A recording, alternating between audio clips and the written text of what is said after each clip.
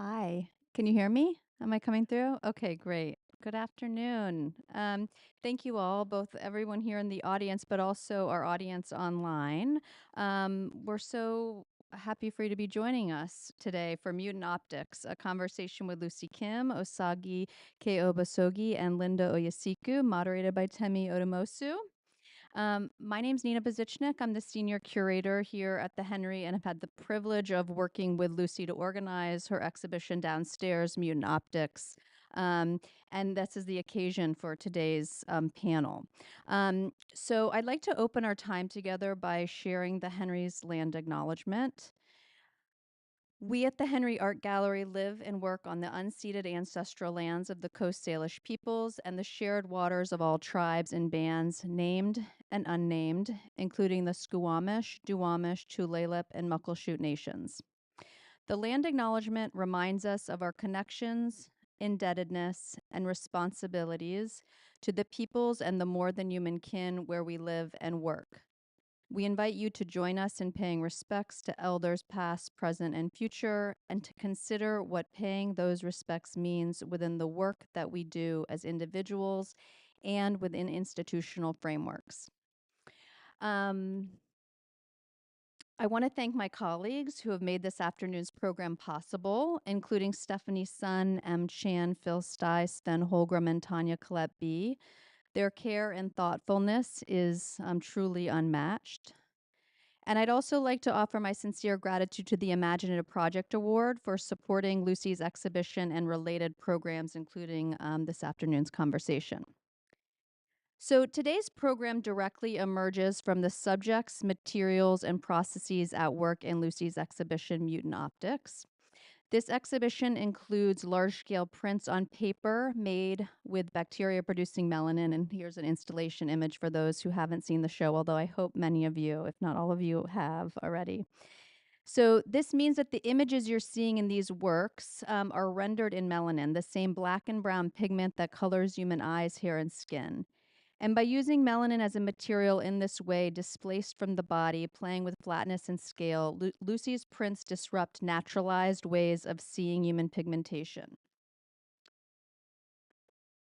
In today's conversation, Lucy's prints create a framework for our panelists to consider the dual life of melanin, untangling the ways human pigmentation is both physical and biological, and also subject to mutation in the social imagination, including fueling the false myth of racial hierarchies.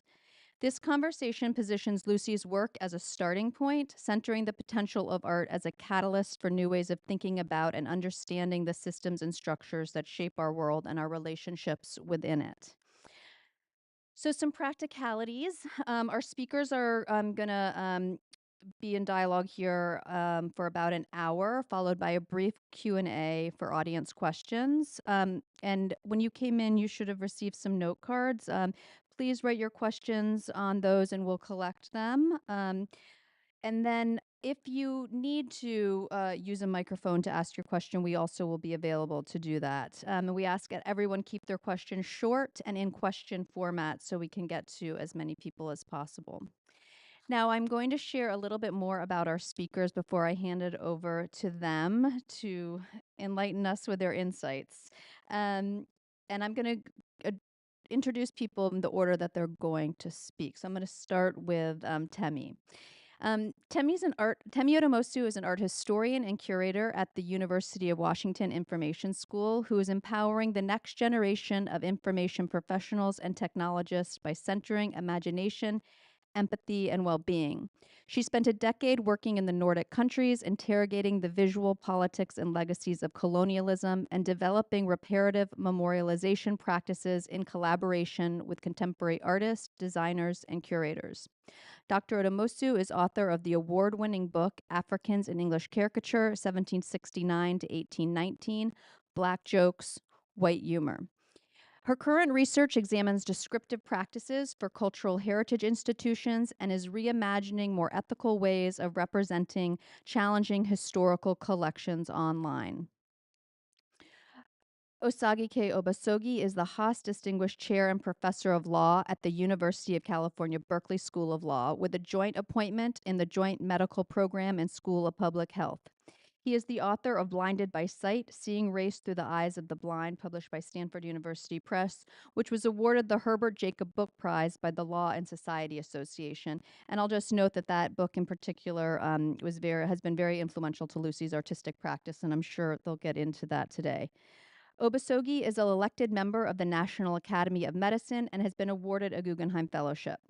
His current work examines the role of science, medicine, and medical professionals in hindering the ability to hold police officers accountable when they use excessive force, analyzes the legacy of American eugenics movement and its contemporary impact on law, science, medicine, and technology, studies how legal doctrine produces police violence, and exposes the often overlooked limitations of DNA databases when they are used in criminal investigations.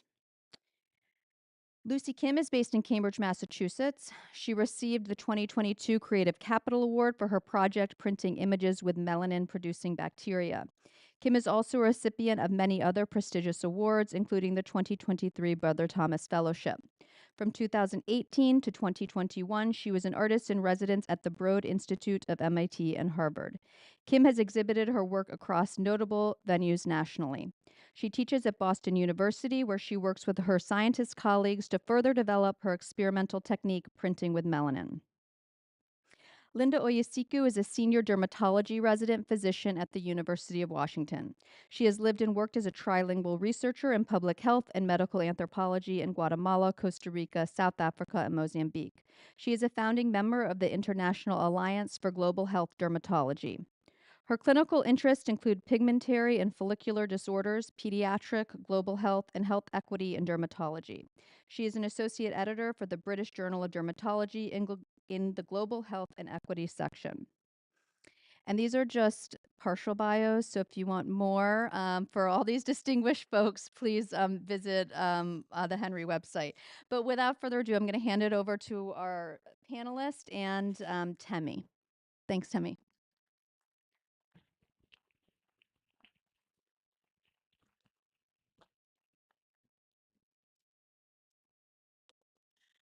Good afternoon, everybody. So lovely to see you all here in person. How's everyone feeling? Good?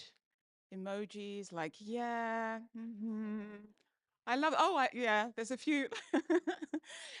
So I'm just trying to find a sense of like where we are, what we're bringing into the room, how we're feeling at this moment. It's been a really long and intense and probably quite exhausting week for many reasons.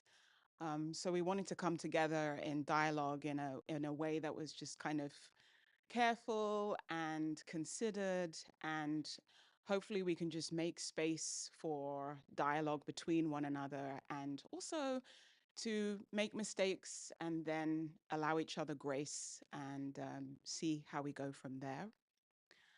Um, but this time of existential questions is, of course, um, also an opportunity for us to think about the work that art can do, the work that culture can do, that ideas can do in helping us to shift perspectives, but also to imagine future possibilities. So what we wanted to do with this conversation with all these amazing, distinguished people who have done such fantastic work is really tell some stories and ground the conversation in a way that is accessible, but also helps us to connect with each other in a different kind of way. And then from those stories, we'll kind of enter into a more detailed conversation about Lucy Kim's practice and sort of tie together whatever threads emerge from the stories that we tell, and then hopefully open up to you. So you have these note cards that you might have picked up on the way in. And if something comes to mind or you feel like, oh, okay, I want to hold that and ask a question about that, please feel free to make a note. So I guess I'll start. We're going to be telling sort of like 3 to 5 minute stories, but mine will be quick, but maybe will take us on a particular kind of journey. So when I was reflecting on Lucy Kim's practice and the kinds of stories that emerge when you start to think about race and design and melanin and skin, and migration, which is also another theme in Lucy Kim's work. I was reminded of Kenneth and Mamie Clark's doll study, which they did as social psychologists, a Black husband and wife team who are really trying to understand the effects of segregation in the US. And they really also wanted to see the effect of a whole culture of not just negative images, but sustained violence on children's sense of self-esteem. So they went around talking to very young children between the ages of 3 and 7 years old to find out what kinds of ideas and associations they had based on different colored dolls. And what this experiment sadly revealed was the ways in which children, in very, very nuanced ways, had internalized different forms of oppression, but also how they were sort of resisting and reacting to what we could call the Black body image. Um, Now, this particular photograph by Gordon Parks is very important also because Gordon Parks, in his own right, was a very important chronicler of Black life.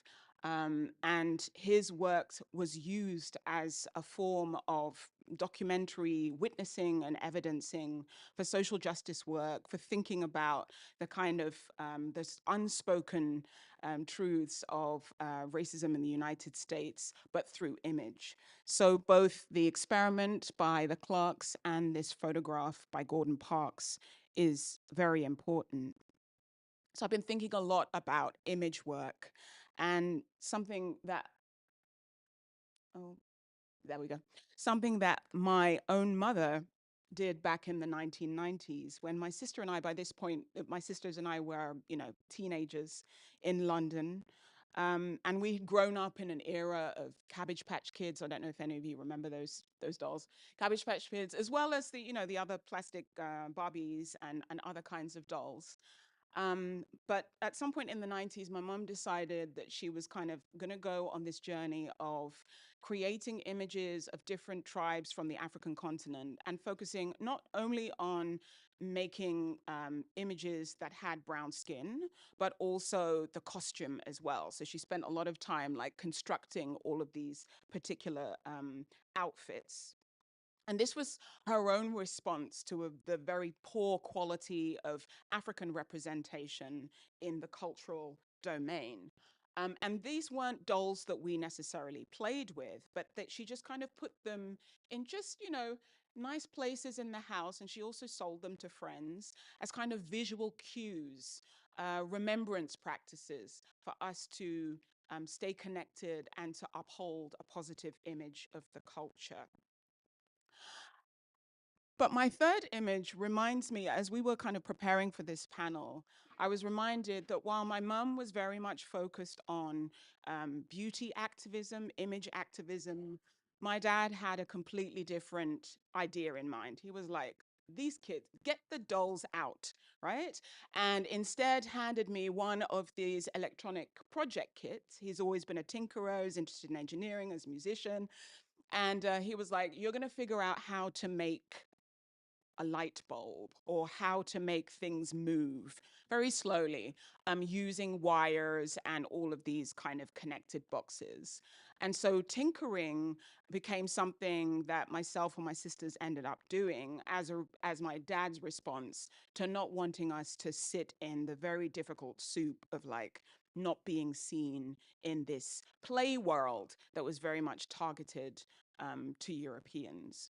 So this was one way in which I started thinking about Lucy Kim's practice and this, what is kind of in and under the memories, the surface of the skin. That's my story. And now I'm going to hand over to you.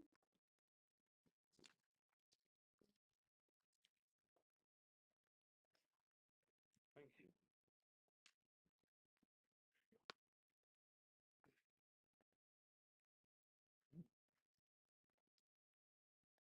So good afternoon, and thank you all. So it's really an honor to be here. So thankful to Lucy Kim and her extraordinary artwork, and for the team at the Henry Museum for inviting me to be here. So, one evening during my second year as a graduate student in sociology at Berkeley several years ago, I was in my apartment and the movie Ray came on. Ray is a film about the extraordinary life of Ray Charles, the soul musician who dazzled our hearts and ears with songs that we all remember. Who can forget his rendition of Georgia on My Mind? So Ray Charles became blind early in his life, and much of the film looks at how he was able to become a global music sensation given the challenges that he faced. So as I watched the film, I was struck by how, as a blind person, race was central to the ways that Ray experienced the world. He was deeply committed to the black community and knew that many of the discriminatory experiences he endured came from not only his disability, but also his blackness. Race was not a mystery to him. So this led me to think to myself, how do blind people understand race? So part of the power of race in society is that it's largely thought to be what people see. It is skin color, facial features, hair texture, and other physical cues that can be discovered and become meaningful only by visual observation. But if that's the case, what does race mean to someone who is not able to see? So, like any good budding sociologist, I began to see what research has been done on this topic. And I remember spending weeks searching various research databases to see if anyone had conducted any basic research on how blind people understand race. And so, after this extensive exploration, I found that no one had ever asked that rather simple question. And the fact that that it had never been asked speaks to how strongly we all assume that race is visually obvious. It is what we see. So, this is the origin story for what became my first book, Blinded by Sight: Seeing Race Through the Eyes of the Blind. So, in the book, I interviewed over 100 people who have been totally blind since birth and asked them a simple question: what is race? What I found is quite striking. Blind people have a visual understanding of race just like anyone else. So, when asked what is race, most blind respondents said that it is skin color or how someone looks. But what does skin color or a person's physical appearance mean to someone who has never seen anything, let alone these types of physical features? And this gets to the heart of the book. The people that I spoke with revealed how, from their earliest childhood moments, people around them would go out of their way to make sure that their blindness did not prevent them from understanding how the world was organized around racial lines. One blind white respondent talked about how, as a child, their father would drive them to the inner city, the so called black part of town, so that their young, blind, impressionable minds would associate the loud noises, strange smells, and chaos of city life with black people, and contrast that with the clean, suburban, and presumably white experience they had at home. Another blind white female respondent talked about how, when she was in kindergarten, she had a play boyfriend at school and brought a picture of him home to her parents. When her parents saw that the little boy in her picture that was supposed to be her boyfriend was black, her parents sat her down, the 5 year old, and told her about race and what types of behavior were appropriate. In their eyes, little white girls did not have little black boys as boyfriends. They told her that she must break up with the boy the next day at school, and she did and never spoke to him again.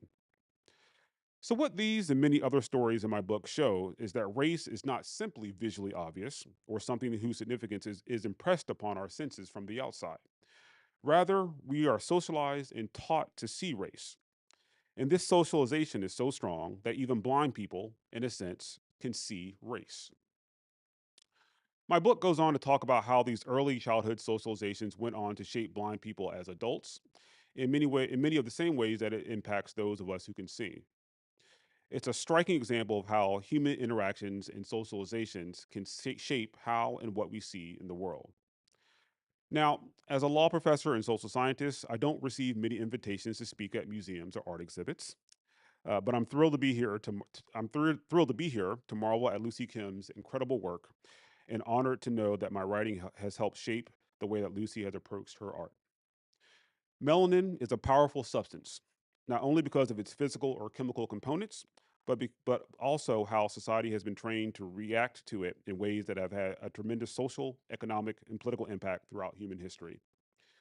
We have largely been taught that differences in melanin and its physical expression in the human body reflects the worth of ability of a person or a group that they belong to. That is, in many ways, melanin has been used as a proxy for whether a person is good or bad, smart or not smart, a criminal or a good citizen, and more. Lucy's artwork is an invitation for us to engage the history and social significance of melanin and its expression through an artistic endeavor that can help us think deeper about who we are and how we can do better. I'm grateful to be a part of this panel. I'm looking forward to our discussion. Thank you.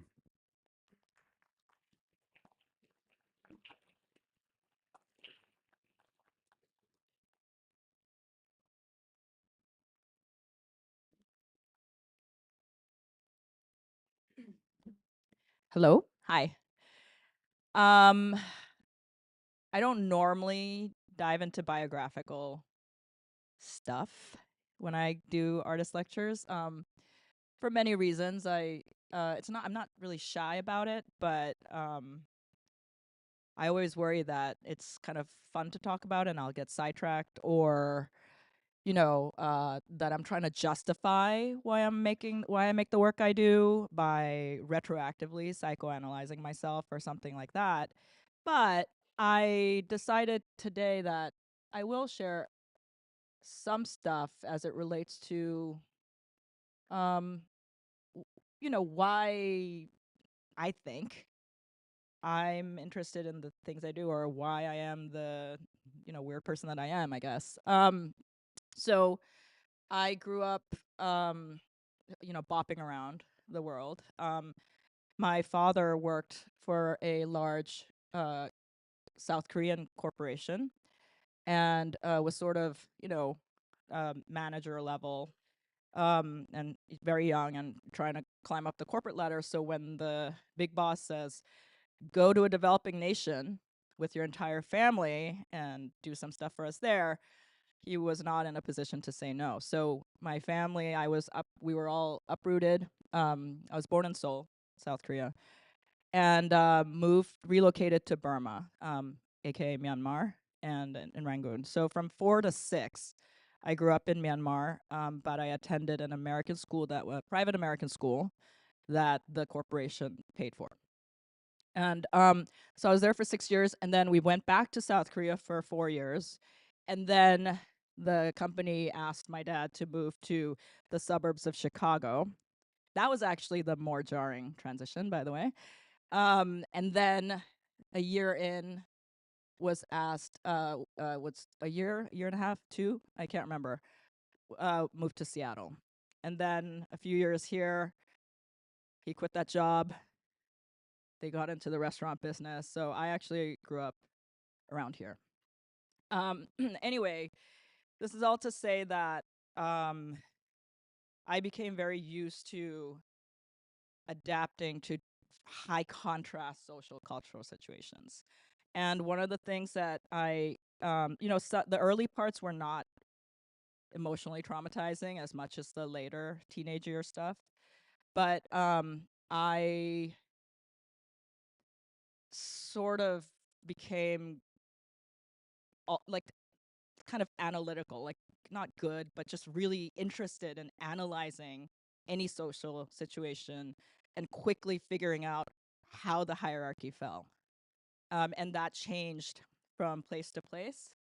And I think that is sort of why I'm still very much, it's still a habit I have, and I still sort of like to watch, and it probably sort of helps that sometimes I'm invisible. So like I can just watch. But anyway, the American school I went to, so most of my friends, the social circle around my family, they were either military from all over the world, by the way, all over the world, military, diplomats, or corporate. So that was like what my friends' parents did, from all over the world. So I was very quickly exposed to just an international idea of, human existence, I guess. People looking different, totally normal. Everyone, and really the way things fell was like what country you're from and how powerful your government was. That really was the thing that sort of put you in the hierarchy. But like, for the kids, I'm pretty sure everything was behind, closed doors, really kind of super racist and all this stuff. And my parents actually sort of hinted at that. But for us kids, it was like every day was UN Day. This is a UN Day. So there was one day at school where it was UN Day. So all the kids wore their whatever like representational outfit was of the country, and some people went sort of like the US, like half the kids are always wearing cowboy outfits. And then like the kid from Sweden would have like cardboard Viking stuff on, and but there were a fair number of Korean kids from some diplomat, but mostly corporate. And so I'm not going to say which one I am, but I'm one of those. And like this was like a super fun day. There's food and all this stuff.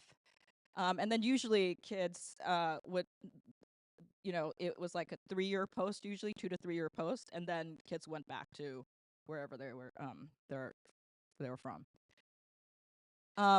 So one of the things, my mom was very young. She was a homemaker. Basically, she was like had just hit 29, 30 when my dad just like sort of made the decision without consulting anyone to move. And she was very lonely, so she started taking art lessons, oil painting lessons and such. And I don't know how familiar you all are of the history of Burma, but Burma was colonized multiple times by the French, by the British, and then there was a military coup. So now it's like a military state there. And the funny thing though was I grew up around paintings like this. They're basically European styled, like the art schools there were, you were trained in the European academic style, but because the money, and then the tourists, like, or the foreigners who came in would buy paintings of Burmese life, but through like the look of it was European, and like the technique. So these are all oil paintings. I have tons and tons of these. My mom like painted a bunch, but she also bought a bunch. And I was just surrounded by these all the time. So still lifes, landscapes, um, sort of impressionistic or early modern looking, and then but of tropical fruit, of street vendors, etc. And I only bring this up because I'm still sort of wondering, like, I think it sort of didn't seem strange to me, and then later when I went to art school, I realized that this was kind of strange, and like what it means that the appearance of some, like the medium, like the role the medium plays in the aesthetics, but also like how that impacts, um, how something projects out into the world. Um, so in terms of my work, I'm trained in painting, just all my training's in painting. But I am very influenced by photography, and the reason, and I could never make, and I did tons of photography in undergrad, but I could never bring photography back into painting other than looking at a photograph and painting from it.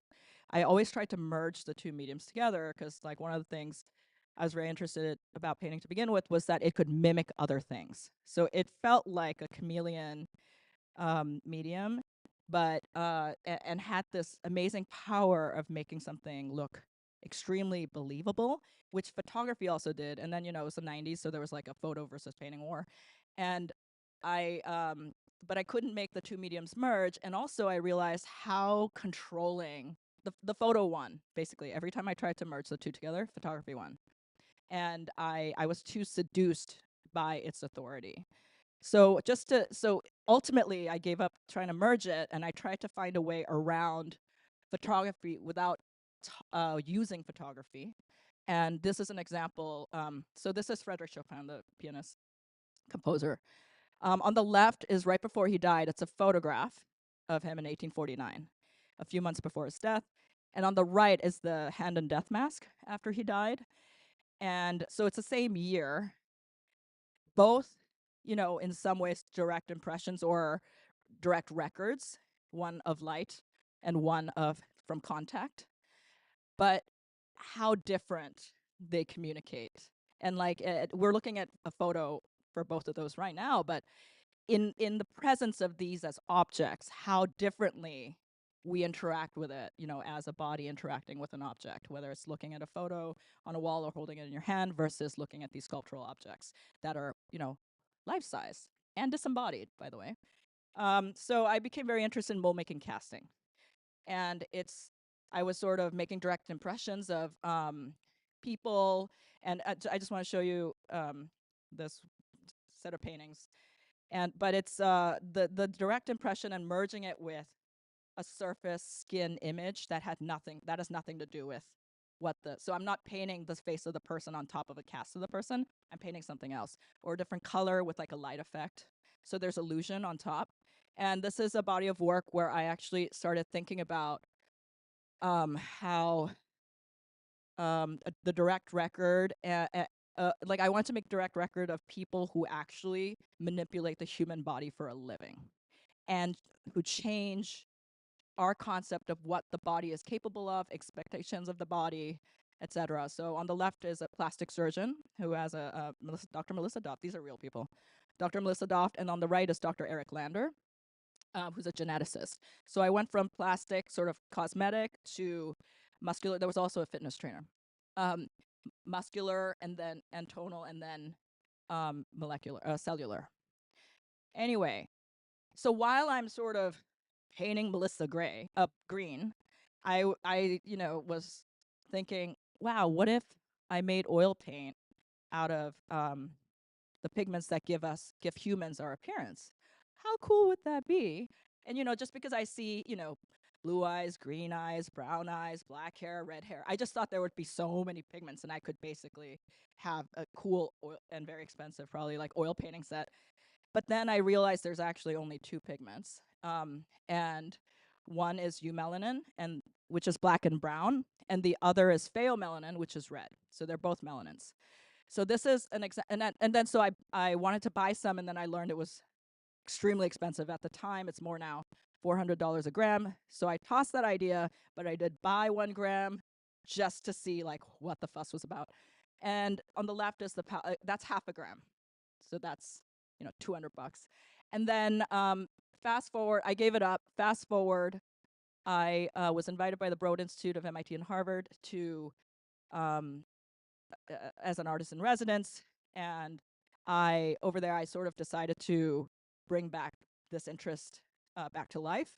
And it's there where I learned that you can actually genetically modify E. coli to or any single cell organism to create stuff for you, and it would be way cheaper. So I was like, oh, very cool. I didn't know how to do any of that, but it turns out someone already had done it. A scientist named Dr. Guillermo Gossett out of Mexico. He gladly shared the strain with me and helped me and I read his protocol paper, and another scientist, Sam Myers, helped me from the Broad Institute. And when I saw, like when we finally got to work, when I saw what that looked like in a petri dish made from live organisms versus what the powder looked like, which was very sort of coarse and like flat, I realized that this was just on a purely aesthetic level, this was so much more interesting. And then I also became interested in the fact that it was a live process, and it wasn't just sort of, it could potentially look different because the cells were alive. So I became interested in that. Anyway, when I saw this, I also just was like, oh my God, it looks like an albumin print, which is an old photographic process that's brown and white. So I decided to try to bring photography back into my work again, directly. So how I do that, actually is, since the bacteria itself is not light sensitive, it's not a photographic medium, I brought in silkscreen, which is, t-shirt printing, logo printing, poster printing process. It's an existing printmaking process, and it's something I'm very familiar with. I did tons of it in grad school, so I decided maybe I will create an image and burn it on a screen and then print the bacteria. So no melanin is printed, just the bacteria. And once it's printed on the paper, so you can see on the left, there is a faint image. That's what it looks like when I first print it. So it's like beige on white, kind of. The beige is the color of the E. coli cells. And then over 3 days, the cells incubate and start producing melanin, and then you have this sort of slightly distorted living image that you can see because you see there's visual contrast. And no two, even though silkscreen is it's a process where you can make copies, no two print is the same. No two prints are the same because it's a live process. So I'll stop there. And then, I made the work downstairs. All right, thank you.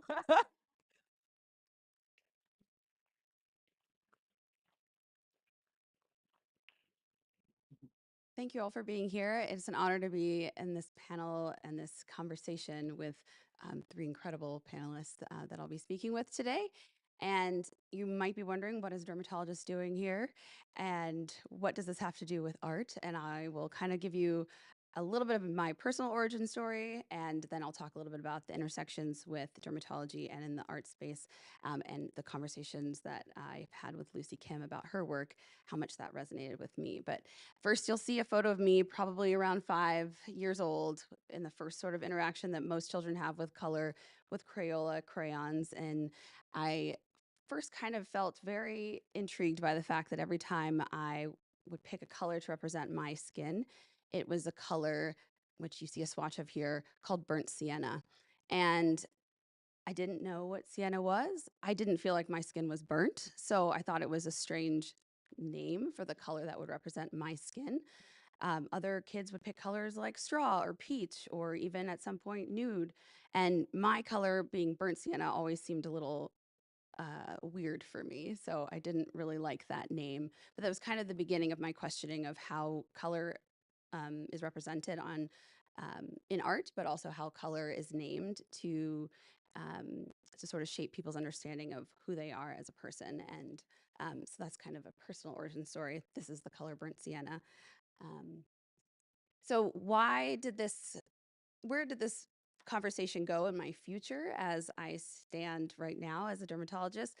There are a couple different things I think that inform my understanding and my conversation with Lucy Kim's work. We both actually were inspired by and have worked with the anthropologist Nina Jablonski, who has been instrumental in understanding human skin color and also describing some of the evolutionary biology behind pigmentation. So that's a really important piece that I come to this work with that perspective, and was a big part, I know, for Lucy and her production of her body of work. Understanding the genetics of pigmentation was also an interesting conversation that I had to have and learn more about, because I think it plays a significant role in what we see and how we perceive skin color as a proxy for someone's race or ancestral background. And really, there's so much more behind that than just where someone comes from. And it's a very complex process, because multiple genes produce multiple different variations of skin color. And that process throughout evolution has led to different mutations that can change or make different phenotype presentations of skin color. And then obviously in my field of dermatology, we are really kind of uniquely situated in the sense that we are keen observers and need to have a really discerning eye in how we perceive skin color. The presence of skin color hyperpigmentation, so excessive pigmentation, or hypopigmentation. So that's a really important conversation we have in our field. And it dictates a lot of our practice and our research and our understanding on how we use certain treatments and the presentation of disease. So that's kind of where I come to that discussion from the field of dermatology. And then lastly, the language of pigmentation. As I mentioned, even as a kid, that was a piece that I was interested in, but also is really important in our field right now as we kind of figure out how we talk about skin color in a way that's appropriate and does not conflate race with skin color in ways that can be damaging. So that's kind of an overview of some of the perspectives that I have coming to this work, and seeing just a quick couple of other slides just about that. I have to give credit to George Chaplin and Nina Jablonski, as I said, who have sort of helped me understand some of the the factors in play in creating our skin pigmentation. A lot of it is related to UV radiation, and as I was mentioning before, sort of the evolutionary biology of humans as a species and their migration out of Africa to different contexts would sort of change the amount of pigmentation in their skin in order to protect folate, which is an important piece of reproductive um, for reproduction. And the other piece would be the production of vitamin D, which is pretty critical for multiple systems in our body. So just seeing this and sort of having this map of how much UV radiation in the world sort of dictated pigmentation across the world was really fascinating to me. I think it's really an interesting perspective to think about how, like I mentioned, genotypes, different genes can result in phenotypes that can be very similar or very different. And that is really well illustrated in the work of a Brazilian artist, Angelica Das, who shows multiple individuals in their relation to the Pantone color ways. And in this one, you can see these are people who come from different ancestral backgrounds, probably have different genetic variations, but their phenotype, the presentation of those genes, ultimately leads to similar colorway. So this is just one of those really vivid, clear examples of how someone's background, their ancestral background, may not always tell us exactly what their skin color might look like. And people from different backgrounds can have the same color representation on their skin. So it's really illuminating. And I think the other piece of that that has been interesting to learn about in Brazil many years ago, they surveyed a lot of people on how they would describe their skin color, and there were over 136 different words used to describe skin color, and that spectrum of language used to describe people's skin color comes from a country where historically with the wide variety of individuals in that country has become a really important part of their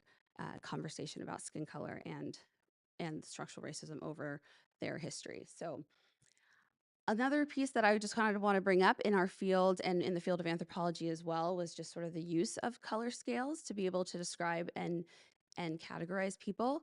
I think that this is something that, you know, may not be obvious to a lot of people, but over 100 years ago with anthropometric measures of people based off of their skin color, and then the transition of using a tool like this in a medical setting is kind of a significant thing to think about, because it can ultimately lead to the development of scales and metrics that we use in medicine to help us guide treatment and diagnosis of conditions of the skin, and that also helps guide what happens in the future with regard to research. So initially there were 36 tiles that were used to categorize people's skin color. Now we use a system called the Fitzpatrick scale, which has some issues, some that I will just bring up and then kind of go into the intersection with Lucy's work too.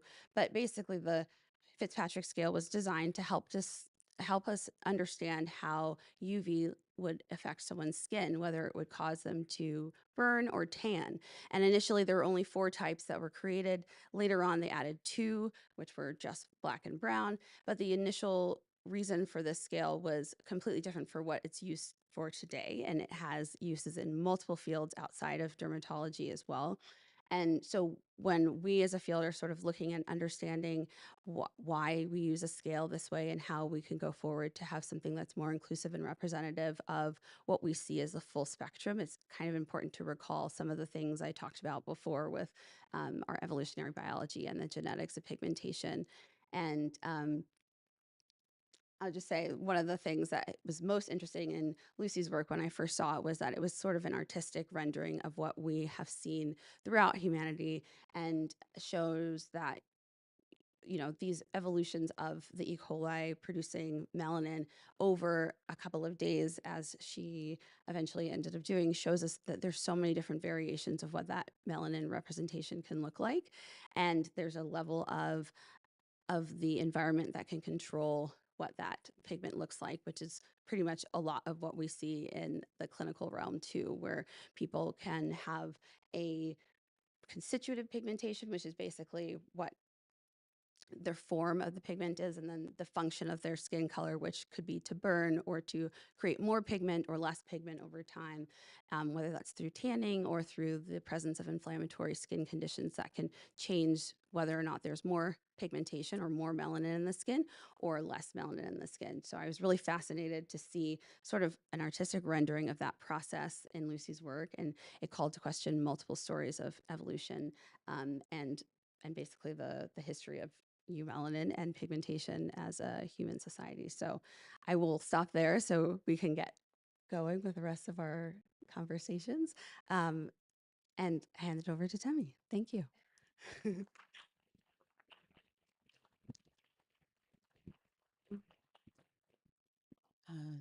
Thank you, Linda. I don't know about you, but even in this moment, and I spent a lot of time in the archives on studying, the history of race and racialization, but I always have this sense that like this is such a bit, it's like so essential to who we are, but it's also so big. And even I was like, I don't even know this, right? So I guess one of my first questions is really, thinking about, if we think about this concept of race as it relates to skin, but also as it relates to memory, as a kind of information system that has everything from like these stories and these like sensory impressions to hard data. Like, how are you all working with archives and collections and material in order to be able to do the kind of storytelling that you're doing about this very loaded, socially accepted concept that we are still grappling with in the domain of relation, right? But has scientific resonance. It has meaning. It's in, even though we call it, like Osagie has been saying, we say it's socially constructed, but it's affecting how we think about our cells and biology. So how are you all working with different kinds of collections to tell the kind of deeper stories of race? Go for it. Well, I read scholars' work who went to the archives and collections, and then a lot of it is, I'm not a scholar. I'm an artist. My priorities are different. Meaning, and I work differently. And I do. I appreciate. I'm really like thankful for the work of scholars. Honestly, it's uh, who are going to primary sources, who are digging through all the. Just there's so much, and how do you find the thing? How do you sort through the thing? How do you even read some of the stuff? Which some of it's not even in the language that you speak, and then sort it and organize it and frame it and then put it out there. And everything is a work in progress, right? Every scholarly output is based on the information at hand right now, which can change very quickly. And as soon as there's more information, anyway, so I have been, every project I do, there's some kind of learning, like sort of contextual learning, but also a lot of it's based on experience. There's a very personal element to my work, which I don't think a lot of people necessarily see, because again, I'm not sort of, it's not directly biographical, but it's um, always sort of, it does come from that. And then like the things I think about on a daily basis based on my experience, and then also like as an artist, my whole thing is like sort of associating different pools of knowledge, experiences, and then my experience, and then somehow trying to like then take that, and then like you bring in stuff like material, and then techniques and form, and then like whatever comes out is sort of the output, you know so I don't know if I answered your question in terms of collections and archives, but then that's a record of like my thought, and which is always influenced by not just the world but the output of others. Yeah, I mean, for me, it's really important whenever you're engaging in race conversations or doing race related research to read across disciplines. I'm trained as a legal scholar and as a social scientist, and a big part of my book is this kind of empirical investigation of how blind people understand race. So, as a sociologist, I do a set of qualitative interviews. I talk to people, I collect that data, and then I make some statement about my finding. But the work itself is actually theoretically motivated by the field of art history. And so one of the things I talk about in my book is how, art history as a discipline, as a field, has this incredible, set of scholars who are really thinking about theorizing what it means to visually engage with artistic objects. And so much of that work is thinking about how when we, if we go to, one of the galleries here in the museum and we're interacting with a piece of artwork, that artwork is not simply speaking to us. Rather, we are coming to the viewing of the artwork through a series of kind of, socializations and social experiences and personal experiences that shape the way that we see the artwork itself. And so, understanding that our engagement with art is not neutral, but always kind of shaped by or informed by kind of the experiences that kind of I guess shape or impact the lens that we look through is an important way of thinking about how we come to see race as a kind of sociological or political phenomenon. And so, drawing upon art history as a kind of reservoir of kind of theoretical insights that can help us understand, like, what does it mean to see, and then move away from this idea that race is, just visually obvious and it impresses some meaning upon us, to have an understanding about how we are socialized to kind of see race in particular ways. For me, it's important to kind of make those type of interdisciplinary kind of connections so that we have a deeper understanding of this kind of idea that dominates so much of our everyday lives. Yeah, and it's interesting you say that because in your book, there's this you talk about the visual salience of race, but that some of your respondents also describe what I would frame it as a kind of skin feeling. So you had some respondents who were like, "Oh, that the texture of uh, people with darker skin is rougher than the texture of people with light." So they're sort of making these so they're basically saying, yes, it's visual, but then they've also added these other markers for sensing difference. And I wonder, like, like maybe if you could say a little bit more about that in relation to like Yeah. this body of knowledge, this archival knowledge that you've been accumulating through people's stories. Yeah, so that's really the crux of the book project, which is how we are socialized to see race, and then how that socialization then shapes our kind of adolescent and adult engagements, in which we kind of seek out race as a marker that allows us to make certain types of decisions about how we're going to interact with other people. So one of the more profound interviews I did was with a young black man. He had been blind since birth, and he was I was talking to him, and he said, and at that point he was probably in his mid 20s, so he's like in this kind of, he's in this dating phase. He's out to meet people, and he was telling stories about how there are these kind of large, kind of national conferences or meetings for people who are blind, and he said ultimately for people his age, it's an opportunity to kind of see who's out there for possible connection. And he said he met this nice young lady, and they had a great conversation, and they're sitting talking for a while, and all of a sudden, at one moment, she basically found a reason to touch the top of his head. And he was like, that's kind of weird. But, she basically was touching his head to see if he had black hair. And she touched his head and kind of sensed that he was black.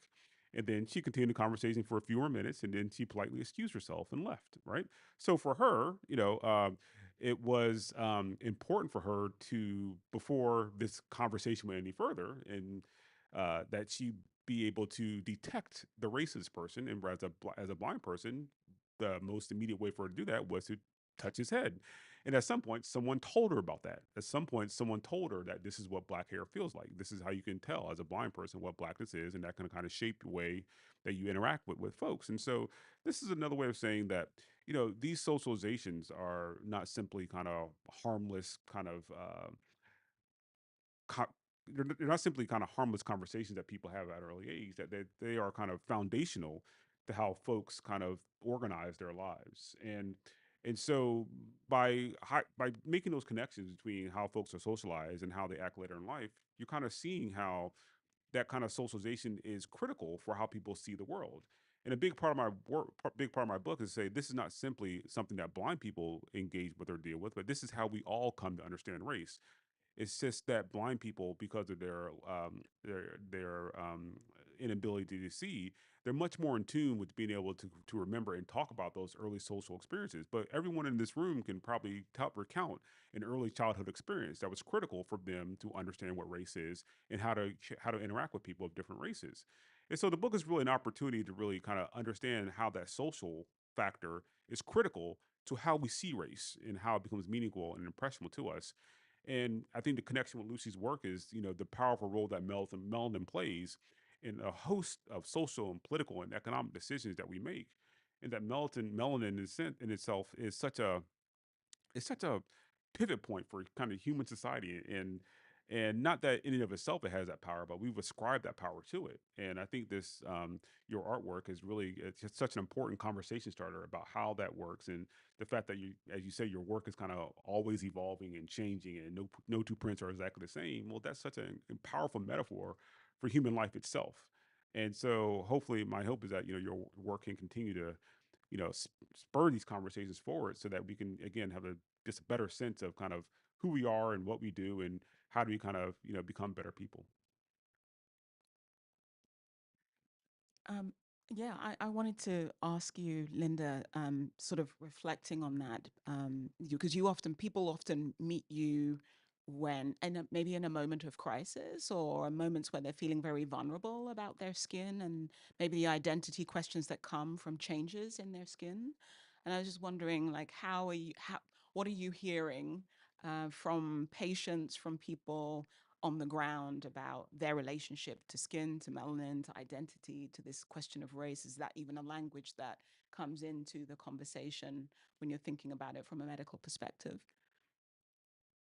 Yeah, I think it's really best illustrated in some situations where there's a loss of pigment or increase in pigment. So that's either maybe a condition such as vitiligo, where people lose pigment, the melanocytes that produce melanin stop producing melanin. So they are depigmenting their skin. And that can be extremely distressing for a lot of reasons. It's a shift in how you perceive your identity, how you've been perceived in the world, who you are in your family. It can dictate your uh, what you can do in the future, your confidence, your self-esteem, and it's something that's completely out of your control in some sense. It's an autoimmune condition, so it's something that is really hard for people to understand, how they can't be in control of a process that's happening to their body and also causing extremely difficult sequela for their life outside of the realm of how this looks, which is really hard to deal with. And I think for depending on the age and stage of the person, that can be a really difficult thing to come to terms with, and also to sort of process, because it can change how they are viewed in the world and how they know themselves to be in the world. Um, and similarly, when there's, an increase like hyperpigmentation, a lot of people deal with inflammatory conditions of the skin like eczema, um, or acne even, which is extremely common.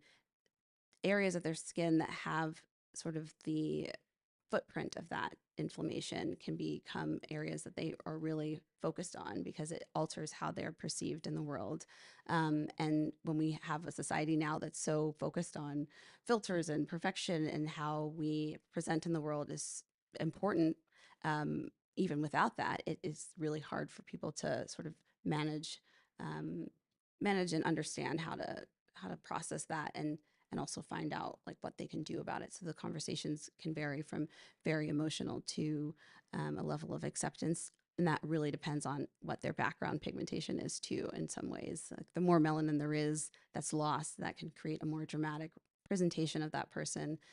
And that can be more emotionally upsetting and difficult to cope with. So I think it touches on many layers of their life, but um, I think how we perceive people based off their skin color, and a transition of that identity for someone, no matter what stage they are in life, can be really tough to deal with. Um, oh, could we I want us to think together in another way about this visibility that you're starting to talk about, and the kind of sensitivities involved in sort of making skin, foregrounding skin, or making race visible in your research or your practice. And I'm just wondering how you are in different ways and from different methodological positions grappling with the kind of ethics of making race visible, right? Or centering it as a mode of inquiry in the kinds of work that you're doing. Um, so the thing I've the medium I've worked in, painting, some photography early on, it was about those disciplines. And at first I thought it was about the disciplines and sort of the subject matter that I care about in self-expression. But I think just because of this tendency I have to kind of zoom out, and and my interest in sort of more zoom out matters, like meta matters or structural matters. I at some point realized that I was interested in photography because, one, there was the assumption that it was truthful and it was a record, and that gave it an authority. And so it became like, I feel like, and then once I discovered mold making and casting and then painting on top of it, that was sort of like a way to break up or confuse the viewing experience, just to disrupt it. Because viewing happens, when we see something and make judgments, it's so fast. And it's like, in fact, ironically, it's like the most invisible thing in the process of viewing art is vision itself. And uh, I the reason why I showed the portraiture pieces of the plastic surgeon and the geneticist was also because I was looking for ways to, like, at first I was painting anything and whatever and like just scrambling things, but then it soon became clear that if I really wanted to focus on that as the thing I'm interrogating, let's say, I needed to find a subject matter that would really like put pressure on that idea. And so that's where I decided for that series to focus on actual people and portraits of those people, even though I'm repeating them like 10 million times, and it sort of makes them, someone and like everyone at the same time. Portraiture is, when you think about direct records, like it really goes right to like pictures of family, and so it's very, there's something high stakes about it, and the recognizability of people, which I, by the way, destroy when I flatten those casts. Anyway, um, so when it came to working with bacteria and melanin, I uh, that was, and so when thinking about human appearance and the high stakes related to human appearance in relation to identity, whether it's someone's job or likeness, or I realized that which I always thought about, but like I wanted to address race and appearance based hierarchy much more directly. So, but I didn't want to do it in a way that was merely representational or abstract, but I wanted it to be also material. And so this is why I went on this crazy journey where I had to like learn some science. But anyway. Do either of you any reflections on the kind of ethics of making this a center or focusing on this in a particular kind of way? I have a derivative question for Lucy. Yeah. A what question? A derivative. Oh, a derivative? Okay. Yeah, I actually realized I might have actually given you a derivative answer, but we can. well, I'm fascinated about the time you spent at the Broad Institute and working with scientists. And my question is, how much do they kind of appreciate the social and political work that you're engaged in? That is to say, it's one thing to have this conversation at the level of using melton as a kind of chemical substrate that can lead to interesting artistic figures. However, your work is much more contextualized by these kind of historical stories, these political trajectories, and I can imagine that in a environment working with scientists who may not have that at the top of their mind, that may not be immediately appreciated. So I'm just curious, like, at what level was that environment conducive to you being able to I'm sure that you got a lot out of that environment, but at the same time, maybe there were not. Well, I'll let you speak in terms of what was the opportunities and challenges of doing your work in that type of environment. Yeah. I will say that so timing is very important here. So I was invited to be an arts in residence at the Broad 20 November of 2018. 2 weeks after I signed, like I onboarded, was when the Chinese scientists announced they had, unbeknownst to anyone, gene edited twins. And so suddenly the conversation of bioethics just like swept through the Broad, and that was actually that was fun for me because it was a way of access for me. Like bioethical symposiums, I can understand. Hard science, chromo, blah blah blah, I don't understand. So um, and so that was interesting, and I think ethics was on a lot of people's minds.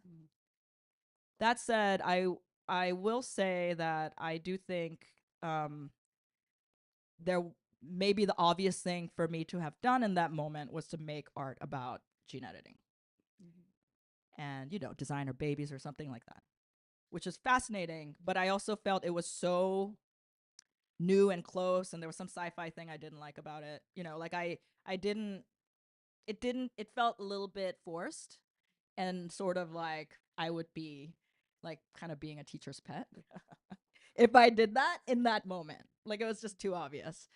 And that's when I decided to bring back, because initially I went in very open-minded, of like, what would I learn? What are people doing in here? And all of it is sort of medical, like using gene editing and new gene technologies to help for medical things. That's what the Broad focuses on.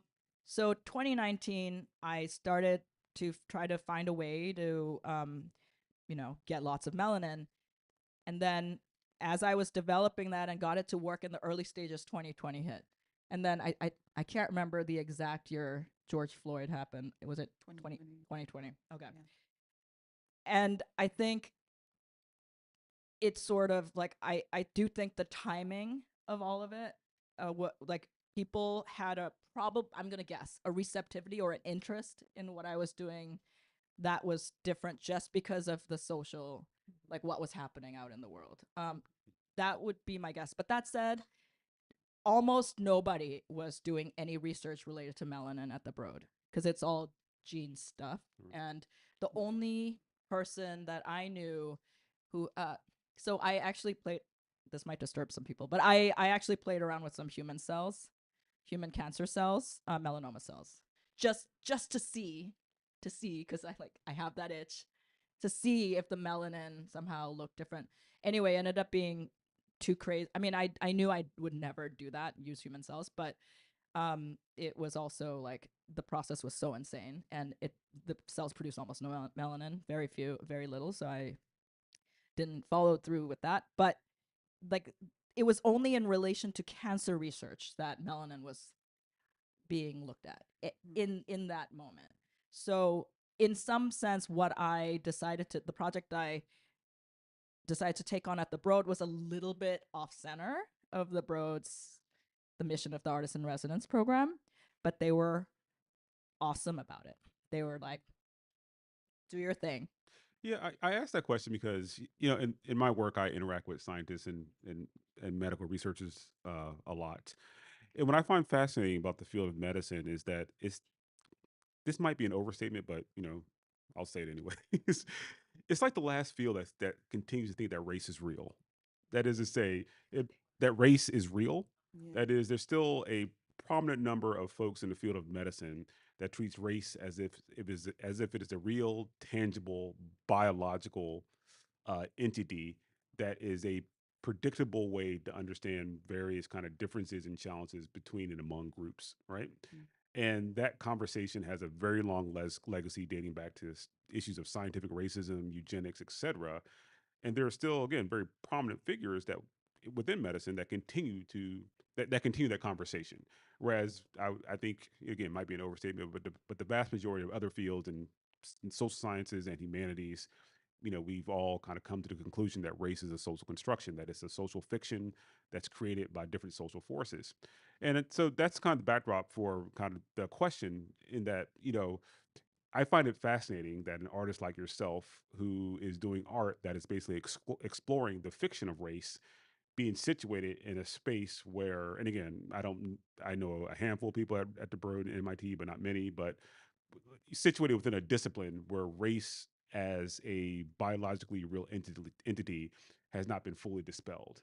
And we have a physician on the panel here, so you can talk more about this phenomenon. But to me, I find that to be a very interesting and productive tension because it's in many ways you're kind of belly of the beast is a harsh term. I don't want to use that term, but you're in an environment that is very different from the kind of artistic expression that you're going for. Yeah, yeah. But I mean, I'd be interested because when we were preparing for this panel discussion, Linda, you were talking about the dermatological gaze and the ways in which that has impacted and shaped patient experience. And maybe you could speak a little bit to that in response to this dialogue. Yeah, I want to sort of touch on that last piece because it's really important. And I think in 2020, there were a lot of conversations about some of the tools that we still use in the field of medicine that are race-based tools and metrics that are extremely problematic and lead to health disparities. And it really, I think it's been a conversation that's been going on for a very long time, but there was definitely a turning point moment for the field of medicine in that way. And it's still an ongoing conversation and a process in the field of dermatology too, with the use of some of the scales that I talked about now, which again, people conflate skin color with race, and that can dictate how research is done and also options that are provided for patients. But I think that one piece that sort of comes to mind with the gaze of dermatology is that, we talk a lot about observation, and there's a lot that I'm sure in art you talk about too. Visual thinking strategies are extremely important for artists and people who are in the art world, but they're also critically important in dermatology too. Our ability to observe nuances and changes in someone's skin that may not be obvious to them or may be subtle to them is pretty critical to being able to come to a diagnosis. And some of that is just is a big part of our sort of didactic education. And one of the ways that that has been part of that education is having patients who have complex or difficult conditions have the eyes of multiple dermatologists to see their skin and sort of help come up with a better or different thought process or different treatment. And that sometimes can feel and can be an experience that could be uncomfortable for patients and may not be something that they would willingly want to do. And there's probably a sort of a conversation that they have with themselves of wanting to have access to more physicians that can see their skin, but also feeling uncomfortable with the idea that multiple eyes could be on them at one time to sort of suss out nuances that their colleagues may not have seen or may have questions about too. So I think it's an interesting piece in our field because it's a big part of our education. It's really important for us and it helps us learn and become better doctors.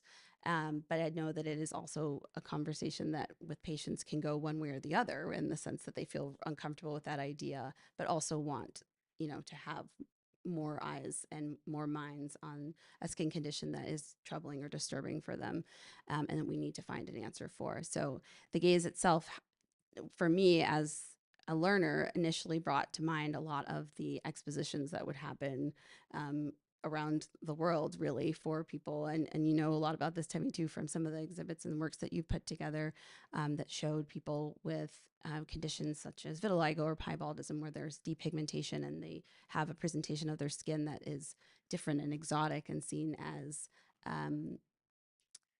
something that people come and see as a spectacle. And I think that's a really hard line that we walk with, being able to get people a diagnosis that can be helpful for them in their future, and also feeling that gaze upon them that could make them feel uncomfortable. Do we have time, Nina, for a couple more questions before we open out to the audience? Oh, Yeah. Yeah. Wow. okay. So maybe I was gonna like just do an AI question because we're all talking about AI right now, and maybe as I mentioned, that's AI. right there. So if you have questions, please feel free to hand them to the gallery team, and they will bring them up to the floor. Um, but as we're waiting for those questions, I do want to kind of riff a bit about, you're talking about the dermatological gaze. Art history has many theories of the gaze, but I'm interested in this new coded gaze, this computational gaze, whether it's like soap dispensers that won't work because of infrared light, or facial recognition technologies that are miscoding people, or algorithmic bias in terms of the ways in which data is being analyzed by big systems. I just wonder, like, do any of you all have any feelings about this? Is it shifting or changing the kinds of questions that you're asking in your own work? Yeah.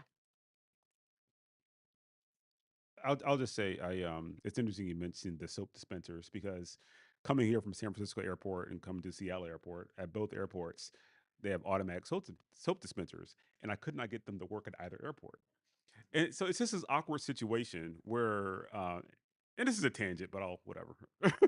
it's it's relevant because it's an awkward situation because you're in a bathroom with wet hands, and you can't get it to work, and you're asking yourself, well, do I have to ask a white person to wave their hand under the machine so I can dry my hands off? And it's just this very awkward situation because on the one hand, it's kind of like, I guess that's what you have to do. On the other hand, it's kind of like, we should be above this, right? Like, there's something undignified about a grown man having to ask another man to operate a hand towel machine because the machine can't see me. It literally doesn't see me. And so this, I mean, it ties in with where you're going in terms of the computational gaze, in terms of how certain types of biases and preferences get literally coded into the machines that are going to be part of a next generation that's going to do everything from, dry our hands to probably provide all types of care for children and elderly people. And literally whether or not these machines have the ability to see us as humans, and what that means and how that will affect us all. And part of my work is a deep concern that many of the people who will be building these next generation machines in various forms of science and technology and medicine are not having the type of conversations like we're having right now to understand the gravity of the situation. That when you're not aware of kind of how this can affect people's lives, it can produce a future that quite literally can be dystopian in some ways in terms of who is seen as human and who's not.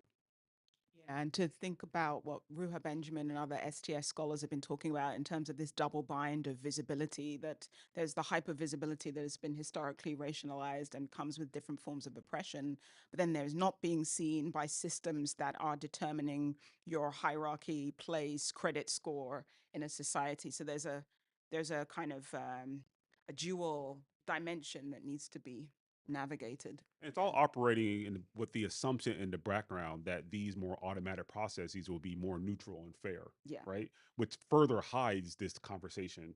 It makes it more difficult to have. Yeah.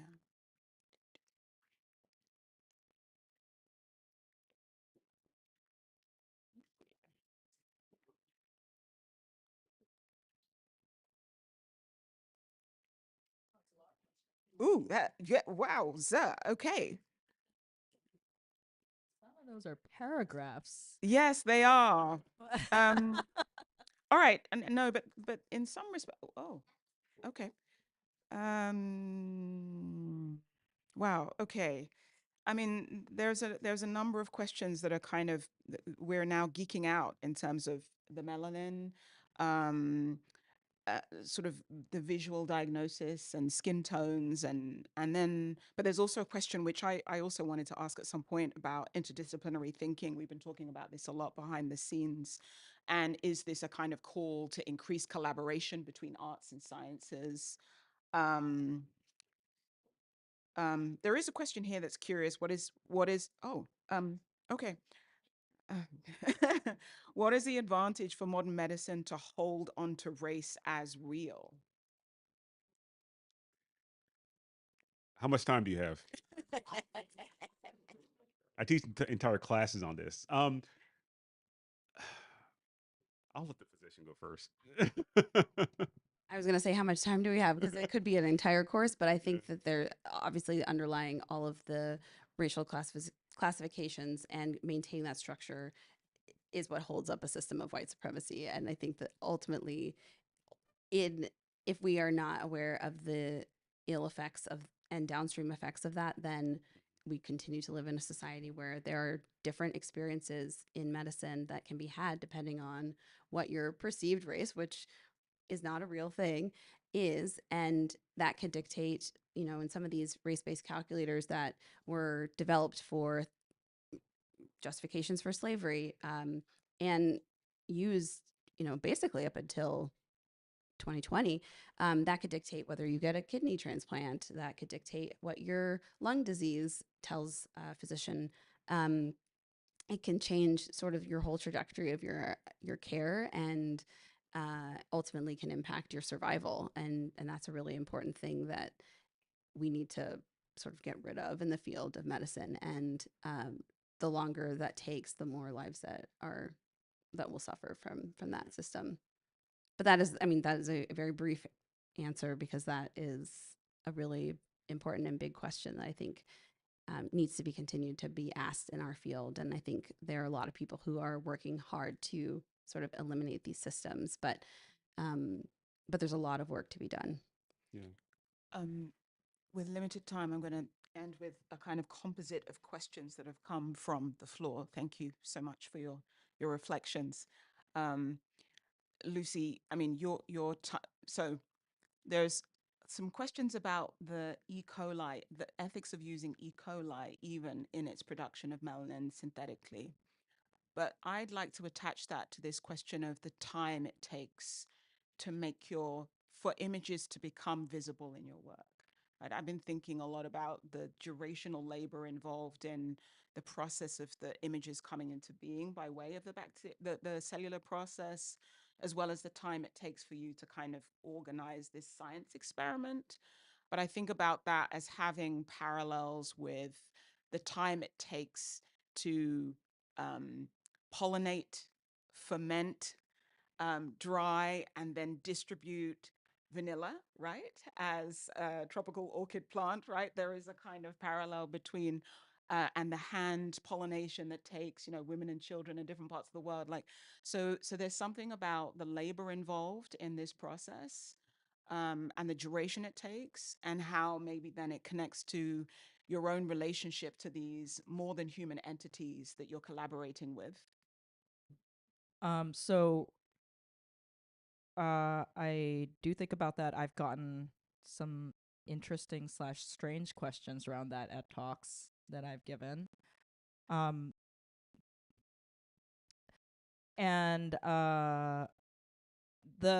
so like most work that I personally find interesting, there is some, because in art, metaphor is such a strong component of art, and it's where I think one can, with in some ways very limited or modest material means, speak to larger things.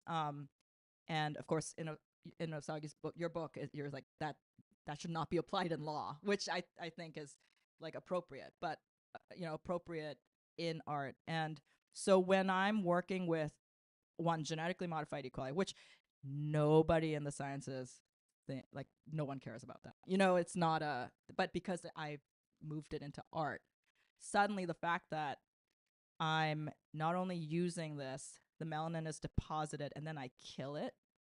This killing thing, because I have to kill it actually.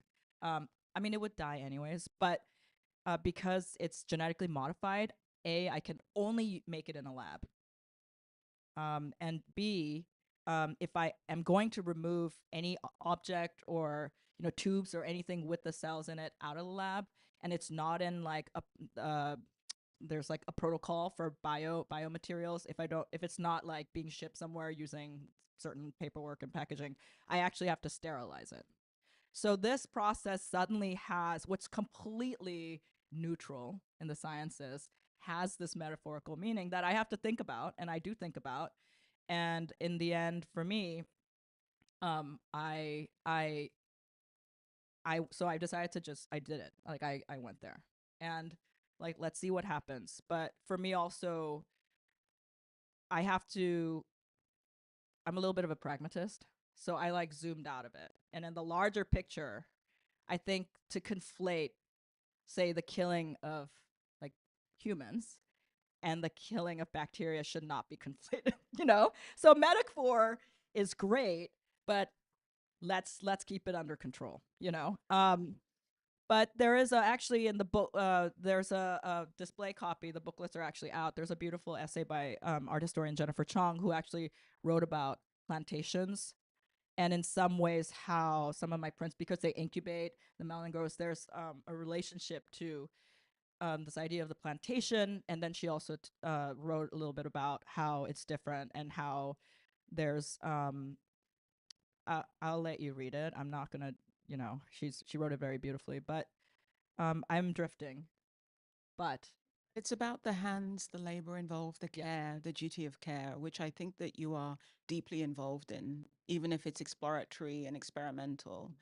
I think you're thinking very carefully about what it means to make image visible with more than human actors, knowing that the bigger picture conversation is one that is about relationalities and how we come to know what we know about this thing called skin that, you know, communicates so loudly. I also don't see myself at, you know, like so when I first started this project, people kept coming up to me when they saw, you know, heard me speak or whatever. They're like, "Oh my God, it's like you're God," and I'm like, "No." Then most scientists are gods then, um, who work with bacteria, which are like a lot of them, and then also no, like no, um, it's and then someone said farmer. I was like, I actually can get more on board with farmer. But the sense that I can completely control the bacteria is crazy. No, I mean, and I thought I could actually in the beginning, but I can't. That's why they evolved. That's why the prints look the way they do. They do their own thing. And what I love actually is that I actually feel tiny compared to them, which is funny because they're microscopic, but they, I can't see them. I don't know where they went. Sometimes a weird spot will develop on a place where I did not even put, like, you know, and there's this sense that they are actually bigger than I am.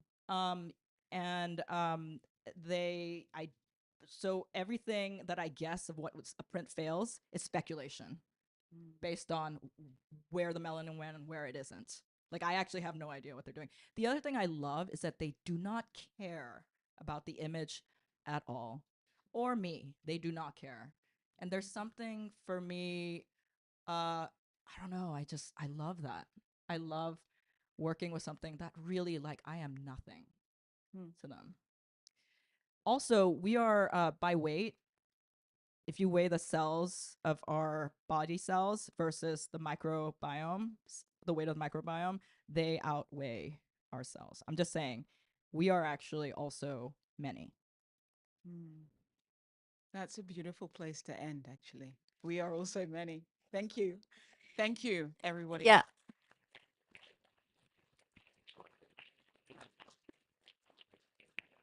Thank you to our speakers and bringing your perspectives into relation with Lucy's work. It was illuminating beyond what I could have imagined, bringing you all together. The galleries are open till 5. So if you haven't seen Lucy's show, please go downstairs and experience and encounter the work with your bodies and your eyes directly. Otherwise, thank you for coming, and we'll see you next time.